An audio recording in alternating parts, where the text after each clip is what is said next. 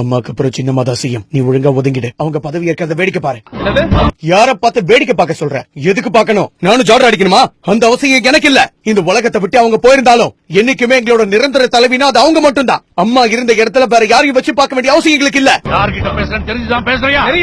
என் தங்க தலைவி இந்த உலகத்தை விட்டு போன அடுத்த 5வது நிமிஷம் கண்டவ கால்ல விழுந்து இன்னும் எழுந்துக்காம இருக்கவங்க தானே நீங்க. அவங்க இடத்துல வேற ஒருத்தர் இருக்கிறத என்னால ஏத்துக்க முடியாது. என்னைக்குமே என்ன பொறுத்த வரைக்கும் நிரந்தர தலைவி அவங்க தான். இன்னைக்கு இவ்வளவு பேசுற நீயும் ஒரு காலத்துல கூனி குறுகி கால்ல விழுந்துதான் பொழப்பு நடத்தணுங்கிறத மறந்துடாத. எங்களுக்கு உனக்கும் பெரிய வித்தியாசம் இல்ல. ஒருத்தங்க மேல பாசம் வச்சு மரியாதைக்காக கால்ல விழுறதுக்கும் பதவிக்கு ஆசைப்பட்டு கண்டவங்க கால நக்கிறதுக்கும் ஏகப்பட்ட வித்தியாசம் இருக்குவே. உங்களை மாதிரி கேவலமான ஜென்மம் நான் கிடையாது. இங்க இருக்கிற பல பேரு அம்மா அம்மா சும்மா வாய் வார்த்தையா சொல்லிருப்பாங்க. ஆனா நான் அப்படி கிடையாது. அவங்க பேரை என் இதயத்துல வச்சிருக்கேன். என்னைக்கும் இது இங்க இருந்து போகாது.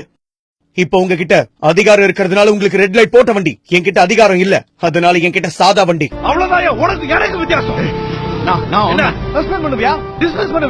படிக்க 5000 ரூபாய் இருந்தா காய்கறி கடை வைப்பேன், 50,000 ரூபாய் இருந்தா மளிகை கடை வைப்பேன், 5 லட்சம் இருந்தா பழையபடி டீ கடை ஆரம்பிப்பேன். என்னோட இதய தெய்வம் புரட்சி தலைவி காலில் விழுந்தா அவங்களுக்கு மரியாதை கொடுத்தேன். அதே மாதிரி கண்டவங்க முன்னாடி கை கட்டி நிக்க வேண்டிய அவசியம் எனக்கு வெளியே போ.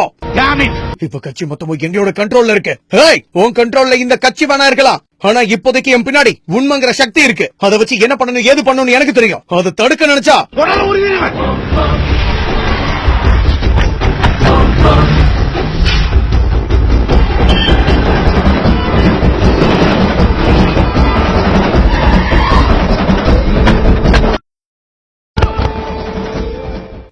பாக்குற எதிர்பார்க்கல. மிக்சர் மட்டும் சாப்பிட வாய திறக்கிறவன் உண்மையை சொல்றதுக்கும் வாய திறப்பான்னு நீ நினைச்சு பாக்கல. ஓரத்துக்கே வந்திருக்கேன். எங்க செய்யி செய்யி 2 வாட்டி சிஎம் இருந்தா நீ என்ன பெரிய பல்பா? எனக்கு இப்ப கட்சியில அதிக செல்வாக்கு இருக்கு. அதை வச்சு இப்பவே நான் சிஎம் ஆன பாக்குறியா? நாங்க நினைக்க மாட்டோமா? இது வரைக்கும் நான் ஆசையே படாம 2 தடவை தானா எனக்கு சிஎம் பதவி கிடைச்சிருக்கு. நான் ஒன்னும் மிரட்டியோ விலை கொடுத்தோ அந்த சிஎம் பதவியை வாங்க நினைக்கல. இப்ப சொல்றேன், ஒத்தை கொத்த மோத எனக்கு தைரியம் இருக்கு. உனக்கு இருக்கா?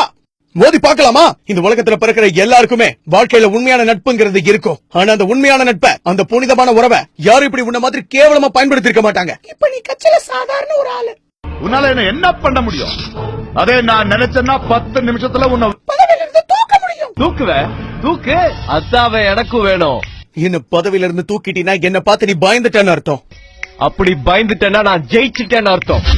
ஓபிஎஸ் இதுக்கு முன்னாடி எதுக்கும் வாய் திறக்காம இருந்து பாத்திருப்ப. கூனி குறுகி நின்னு பாத்திருப்ப. ஏன் டீ கடையில நின்னு டீ ஆத்தி கூட பாத்திருப்ப. கம்பீரமா அம்மா சமாதியில தியானம் பண்ணி பாத்திருக்கியா? உண்மையான கண்ணீரோட வெறித்தனமா பேட்டி கொடுத்து பாத்திருக்கியா? ஒரே பேட்டியை கொடுத்து ஓவர் நைட்ல ட்ரெண்ட் ஆக தெரியும் எனக்கு. சக்கரை பொட்டலத்துல இருந்து டீ ஆத்திர கிளாஸ் வரைக்கும் கையில புடிச்சு வளர்ந்தவன்டா. அவ்வளவு சீக்கிரம் யாருக்கிட்டையும் கை நீட்டி நிக்க மாட்டேன், கை கட்டி நிக்க மாட்டேன்.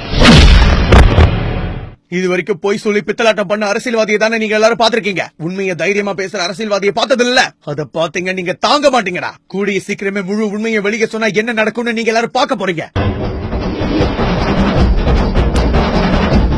இப்ப சசியை சந்திச்சு விசிட்டிங் கார்டு வாங்க வந்திருக்கேன். வணக்கம் ஓபிஎஸ். என்ன மதிக்காம போறான்?